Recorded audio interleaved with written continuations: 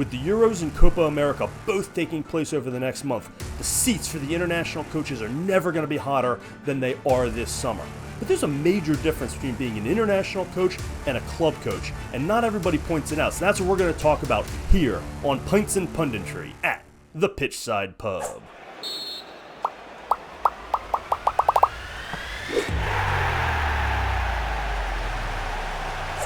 If I was hiring an international coach, the first question I would ask is, what kind of system do you want to play? And if the coach responds with anything starting with a number, the interview would be over immediately. And I'm going to explain what that means here in a minute. But before I do, go ahead and hit that subscribe button for me down below so you can follow the channel.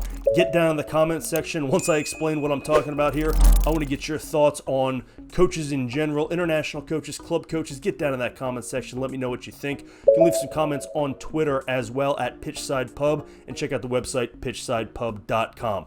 So what do I mean? If I'm an international coach, or if I'm interviewing international coaches, and I say, what kind of system do you want to play? And he says a 4-3-3 or a 4-2-3-1, or pick your formation. I don't care what the answer is. I would be done with that conversation before he could even spit out the final numbers, because there is no answer to that question that is correct if you are specifying an actual formation. I play this style, this is how I'm going to play. If that's your mentality, you're a club coach. You're a club coach, and you can go coach your club, and you can dictate what kind of style you play and have a say in the players that you get and that your organization spends money on to bring in to fit your style. International coaches do not have this luxury. You must. The number one quality I need in an international coach is the ability to adjust your playing style based on the talent you have, because it's so difficult to change that talent. In fact, you can't even really. All you can hope for is to convince some really young dual nationals to pick your country over another country, and even they are probably not yet impact players. So you really have no say over the player pool. The answer to that question, prospective coach, what style do you want to play? The answer to that question is whatever style puts my best players in their best positions and gives them the best chance to succeed. That is the only answer acceptable for an international coach, because that's what you're working with here. You have this pool of players, you have depth players, you have role players, you have good players, you have great players, and then hopefully, if you are one of the biggest nations, the Englands, the Frances, the Germanys, the Italys, not quite the United States, hopefully you have one or two world-class players, and that's who you build around. Argentina, Brazil, right? The answer is whatever position puts Messi in the best position to succeed. Brazil, whatever puts Vinny Jr. in the best position to succeed. And Gareth Southgate in England, whatever puts Jude Bellingham and Phil Foden in the best positions to succeed, because those are your two world-class players. You could argue that Harry Kane still fits that bill, but he's so versatile, he gets taken for granted, he can play in any system. But you've got to put your players in the best position to succeed. This is the problem that Gareth Southgate is facing right now. This is the problem we have in America here with Greg Berhalter, who insists on playing a certain system and fitting the players into that system when they don't necessarily fit. You're putting square pegs into round holes. The English match, the first one in the Euros, was the best example of this, where you had Jude Bellingham roaming all over the pitch. Phil Foden was out wide. It was disjointed. You have so much talent, and yes, they won because they're more talented, but that was an underwhelming display because of this insistence on playing the double pivot. And then Trent Alexander-Arnold playing out of position. It's not that he can't do it, but he hasn't done it enough to be good at it yet. That's a massive, massive ask of a player who has been a right back his entire career to come in and play defensive midfield, because you insist on playing a double pivot. You've got to be able to adjust to your best players. The best player on England is Jude Bellingham. The second best player, and not far behind him, is Phil Foden.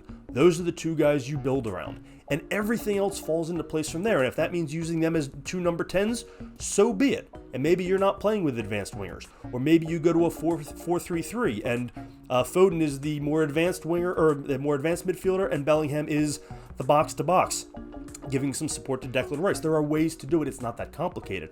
But the bigger picture, without getting too far down the rabbit hole into what formation a single team should be playing, philosophically, the only way to coach an international team is to be flexible with your playing style. You must be able to adjust formations and tactics depending on who you have to work with and who your opponent is. There are times when you're playing a much lesser opponent and you can get guys forward and you can go on the attack and really get out on your front foot and put them away early. England almost lost that game because they only had a 1-goal lead and there were some opportunities there for Mitrovic. And so the style doesn't change. There is one style that Southgate plays. There is one style that Berhalter plays.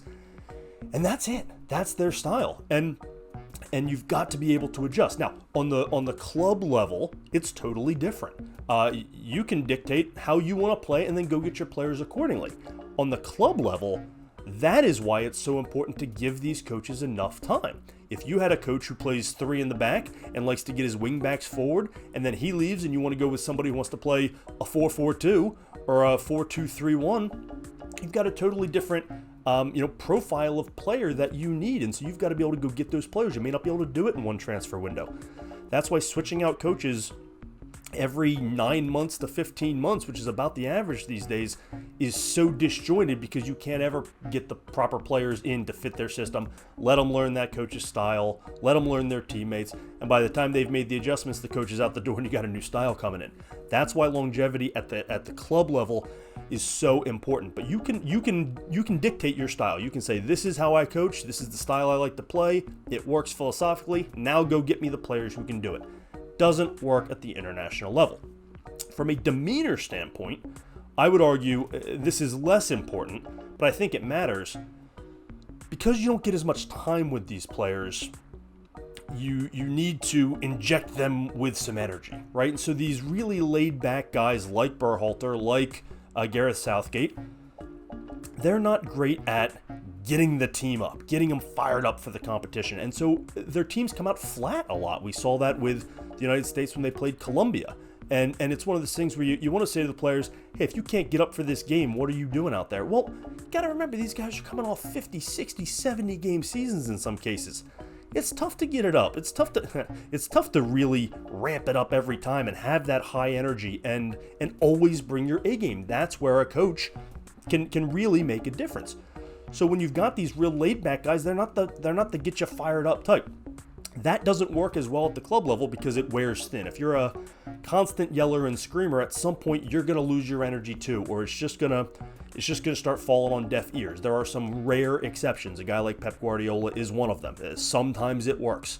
But how many times have we seen a guy like Thomas Tuchel who comes in guns a-blazing, yells and screams, and it works immediately, but there's no longevity to it. Jose Mourinho has obviously had tons of success, but he's also been a coach at 15 different stops. It doesn't always work long term. But at the international level, when these guys are coming off club seasons and they're in breaks, now they're seeing all their buddies again, and it's a little more relaxed atmosphere.